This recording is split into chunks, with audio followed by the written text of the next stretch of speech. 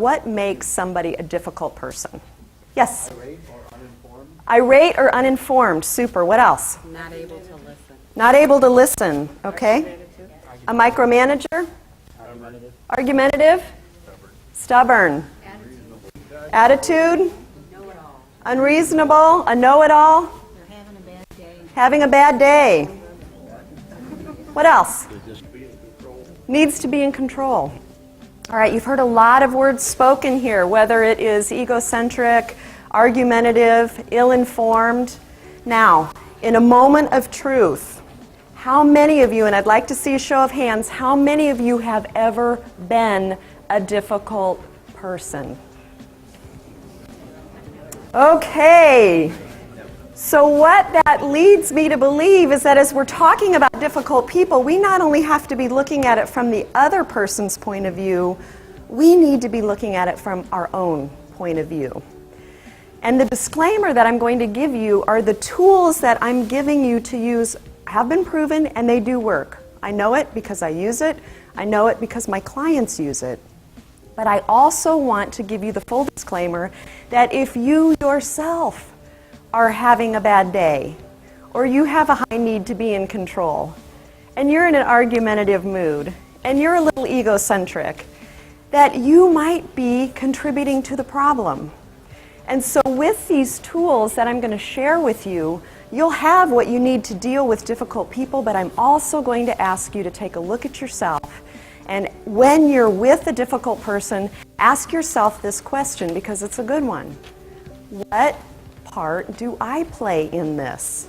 But the difference between a successful person and a stressful person is a small nuance, and the sooner you accept this nuance, the better off you'll be, and here it is.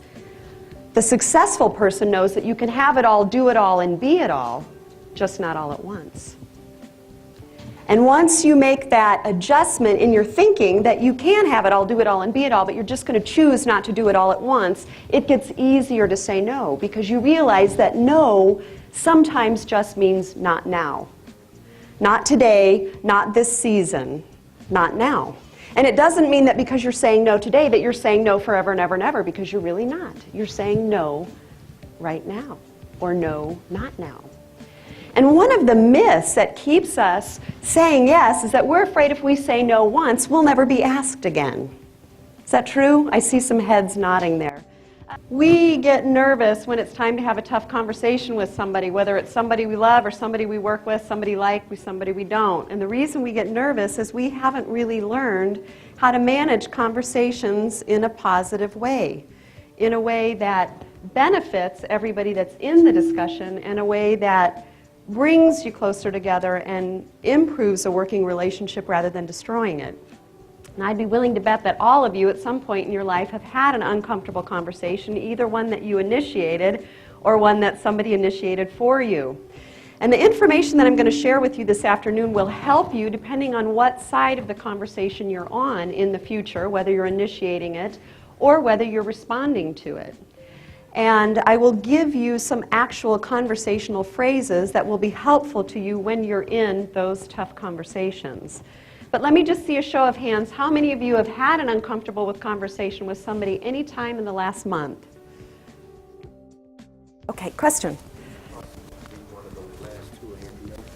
Is it possible to be one of those last two and open? It absolutely is, and all it means is you're schizophrenic.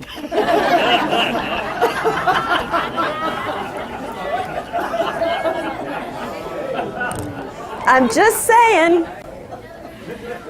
No, that's a great question, and thanks for being a good sport with me. Here's the next precept if you're keeping track here.